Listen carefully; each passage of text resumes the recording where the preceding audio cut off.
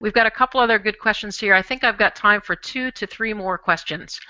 Sergio asks, in long distance, 400 meters and over, is it a good strategy to change the set of propulsion muscles in order to rest a different set?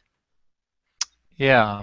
I don't think I've ever done that in a race as short as 400 or 800 or even maybe a mile, but I've swum some races of 3,000 meters, 5,000 meters, 10,000 meters, and in the course of those races, I have indeed changed my stroking pattern in small ways, and sometimes it was because the water conditions changed, but it was other times because I just started to feel some moderate fatigue, and I didn't want to let that become a larger fatigue, Mm-hmm. and it really is a matter of being able to make small changes in your length and rate.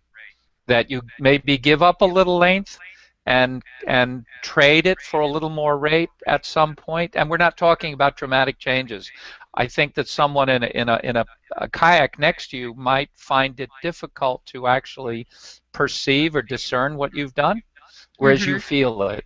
And these small changes are something I just pull out in the middle of a race. I have practiced these changes countless times in the pool by varying my stroke count and varying tempo and so on, and learning to have a sense of gears in my swimming. So the answer is yes, but it's Mm-hmm. a skill and it's one really worth practicing.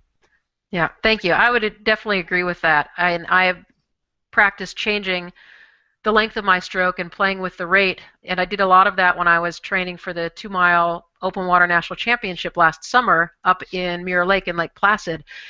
I had never raced that distance before, even though I'd swum that distance. And so I spent a lot of time using my tempo trainer and trying mid distance repetitions like 300s at a variety of different tempos, anywhere from 1.0 seconds per stroke clear to 1.3 seconds per stroke, and just seeing how I felt and what parts of my body got fatigued at those different rates, and then comparing the time that I was able to achieve at the different rate. And so at the extremes of that, at the 1.0 and at 1.3, I was actually slower than when I got into the middle part of that tempo. But all across that range of tempo, which may not sound like much, 0.3 of a second per stroke, it's actually quite a dramatic change in how the stroke feels. So what you're suggesting is, rather than changing a specific set of muscles, like I'm going to use my lats now instead of my triceps, you're talking about a more overall, still full body stroking, but giving up a little bit of force and effort in exchange for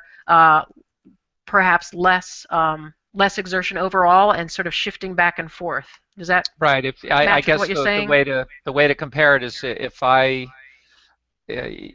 I might have a longer stroke at some point and I feel like I'm really doing whole body swimming. I can really feel like I'm propelling with whole body movements, and Mm-hmm. it feels powerful, but it doesn't feel fatiguing. It just Mm-hmm. feels good. I like I'm using my body well. Yeah. But at some point, the loading on the muscles may cause me, especially in a race that's lasting 90 minutes, 2 hours, 3 hours. Um, you know what?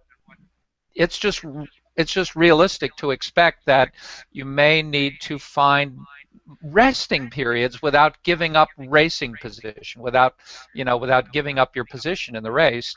Mm-hmm. And I what I'm looking for is the same feeling I might get if I was on a bicycle and I moved from a chain ring where I felt more pressure on my feet, more loading on my muscles, to one where I felt less of both, and I was spinning more easily. But Mm-hmm. again, somebody watching me would not discern much of a change, Yeah. but I feel it. Great.